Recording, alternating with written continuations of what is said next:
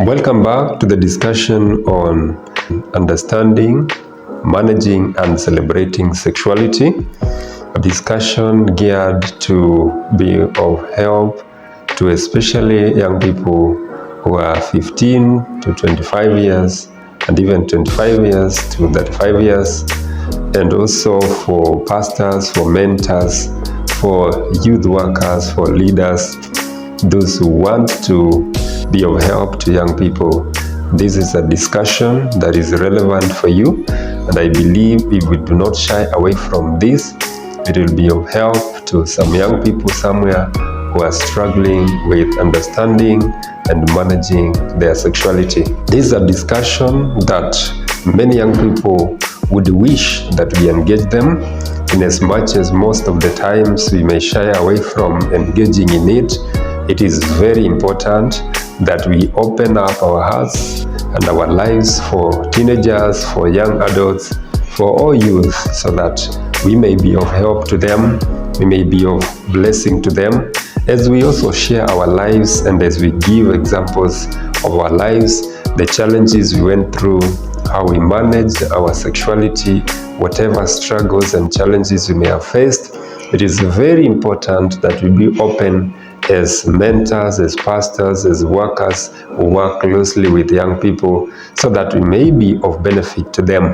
When we talk about sexuality, we are talking about natural desires and feelings that God has put in our bodies. The emphasis here is natural desires. Word number 2 is identity, in relation to the gender that we identify ourselves with or the gender we belong to. And still related on identity is the gender attraction. This is a very controversial area, but I will be talking much more about identity in relation to gender that we belong to, and number 2 on identity, the gender that we are attracted to.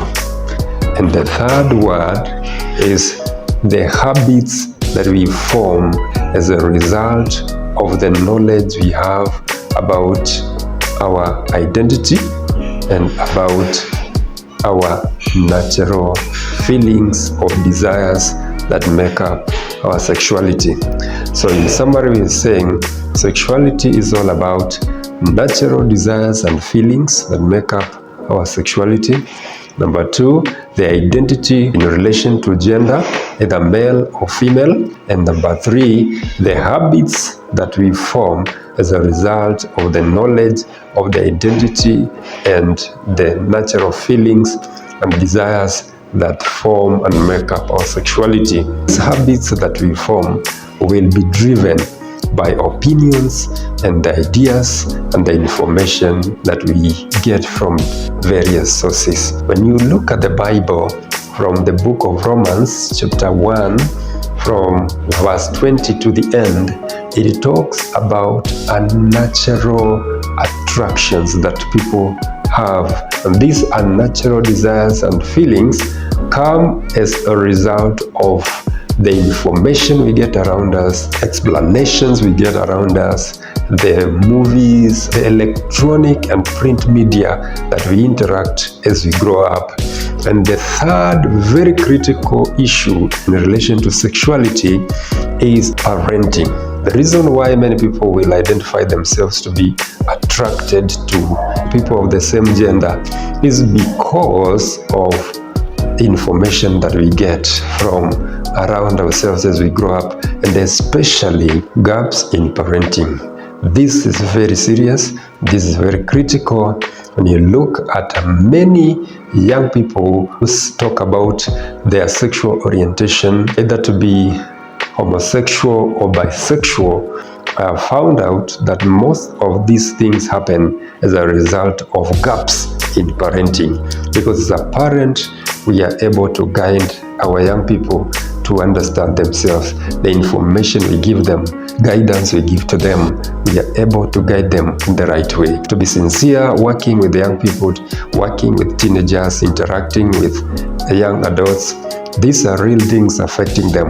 In as much as most of the times we are not talking about them, we are not engaging about them with the young people, the reality is, if your son or your daughter comes home and asks you, is it right to be homosexual? Is it right or wrong to be bisexual? What does it mean to be heterosexual? By the mention of those words, as a youth mentor, as a worker, do you understand the meaning of these words and their implications? If we do not give the right information to our young people, our teenagers, our young adults, they will get it from many sources. They will interact with many friends that they meet, and they will be confused, and especially if there were gaps in parenting, because these groups that come up and talk about these issues, they happen to be very secretive, and they happen to form very strong bonds where everybody will feel secure and safe. Just to help parents understand, and youth mentors, maybe those of us who may not have taken time to interact with these words, when we talk about bisexual, this is a person who is attracted to both genders. If a man is attracted to a fellow man and also attracted to the people of the opposite gender. So a bisexual is somebody attracted to both genders. But when you talk about a homosexual, is someone attracted to the same gender. And when you talk about heterosexual, this is someone attracted to the people of the opposite gender.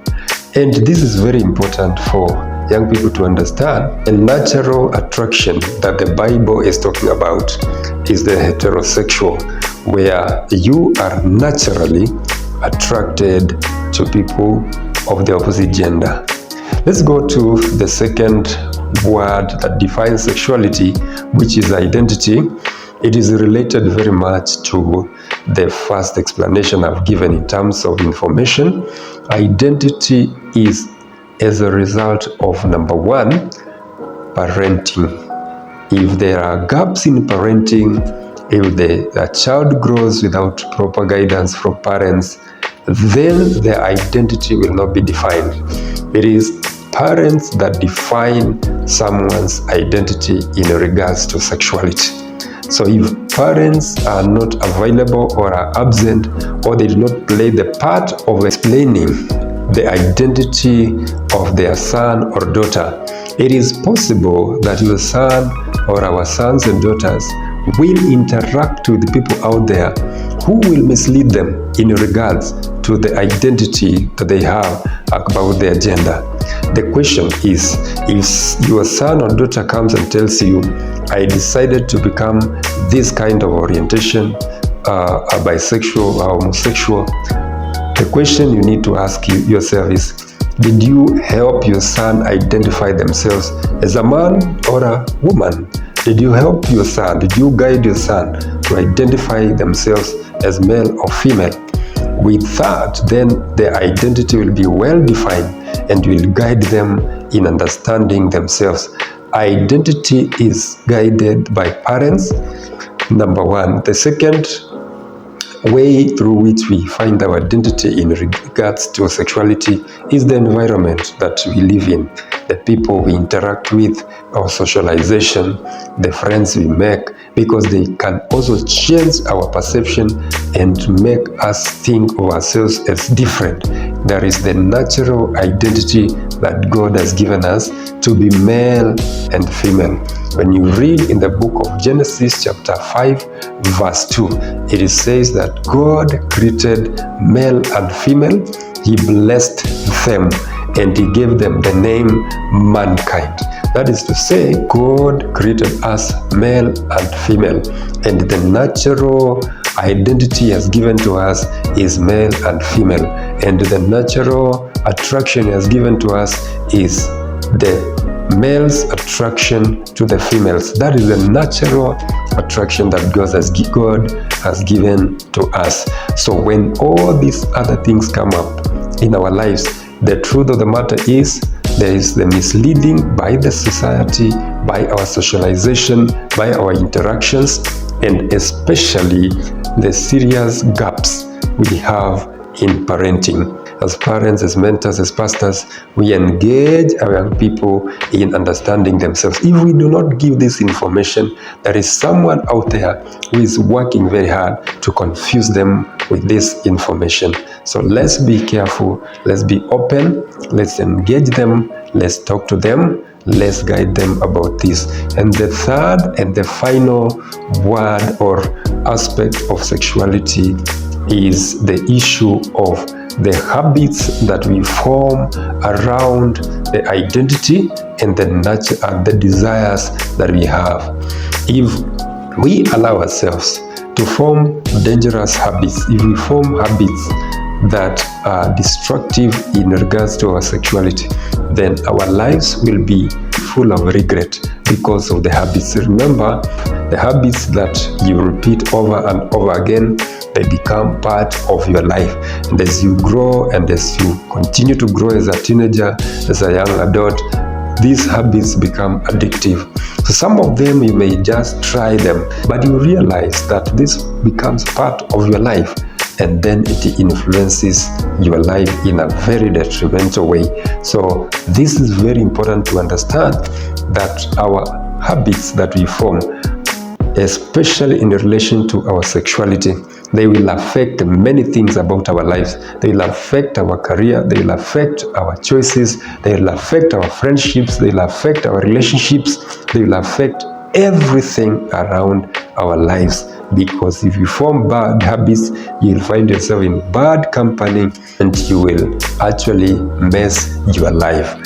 So in regards to sexuality, in summary, I would say that the challenges that many young people find themselves in is the society that we are living in, which is actually the information age.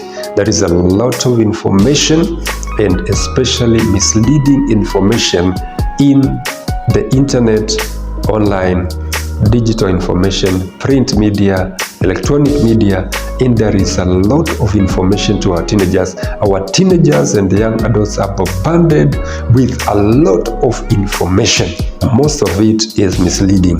So we have to guide them, we have to help them, we have to be open to engage them, to share our lives with them. See you in the next video as we engage further about understanding, managing, and celebrating sexuality as a young person.